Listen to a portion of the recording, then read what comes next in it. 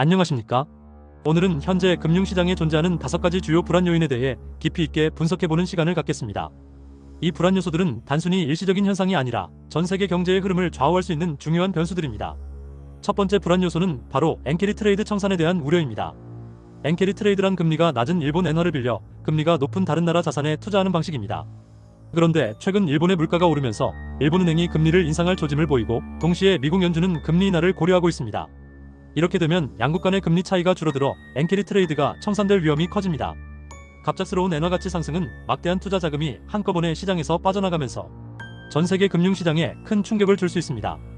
과거에도 엔화의 급격한 변동은 글로벌 금융 위기의 단초가 되곤 했습니다. 두 번째 불안 요소는 미국의 경기 둔화 우려입니다. 미국은 그동안 높은 금리를 유지하며 강력한 달러를 앞세웠습니다. 이러한 정책은 인플레이션을 억제하는 데는 효과적이었지만 동시에 미국 기업들의 생산과 소비를 위축시키는 요인이 되기도 했습니다.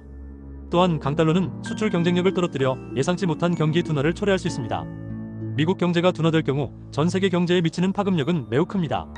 미국 중앙은행이 금리를 내려 경기 둔화를 막아야 하지만 일본의 금리 인상과 맞물려 엔캐리 트레이드 청산에 대한 부담 때문에 적시에 금리를 인하하지 못할 수도 있습니다.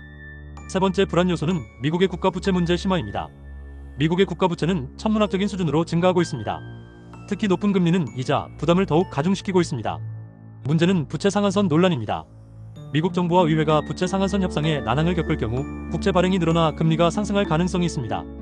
이는 단순히 미국만의 문제가 아니라 미국 국채를 안전, 자산으로 여기는 전 세계 금융시장에 신뢰성 문제를 일으킬 수 있습니다.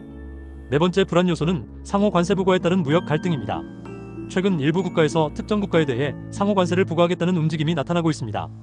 이러한 보호무역주의는 글로벌 공급망을 교란하고 자유로운 무역을 방해하여 장기적으로 전 세계 경제 성장을 저해하는 결과를 초래할 수 있습니다. 특히 특정 품목에 대한 관세 부과는 관련 산업의 생태계를 무너뜨리고 최종 소비자의 부담을 가중시킬 수 있습니다. 마지막 5번째 불안 요소는 신흥국의 금융 불안정성입니다. 미국이 높은 금리를 장기간 유지하면 미국 달러로 대출을 받은 신흥국들은 이자 부담을 견디지 못하고 외환 위기나 금융 불안을 겪을 위험이 커집니다. 특히 경제 기초 체력이 약한 일부 신흥국들은 자본 유출과 통화 가치 하락에 시달릴 수 있습니다. 이는 전 세계 금융시장에 연쇄적인 불안을 초래할 수 있습니다. 결론적으로 이 5가지 불안 요소는 각각 독립적으로 작용하는 것이 아니라 서로 복합적으로 얽혀 하반기까지 시장에 큰 혼란을 야기할 수 있습니다. 투자자들은 이러한 불안 요소들을 면밀히 주시하고 리스크 관리에 신중해야 할 것입니다.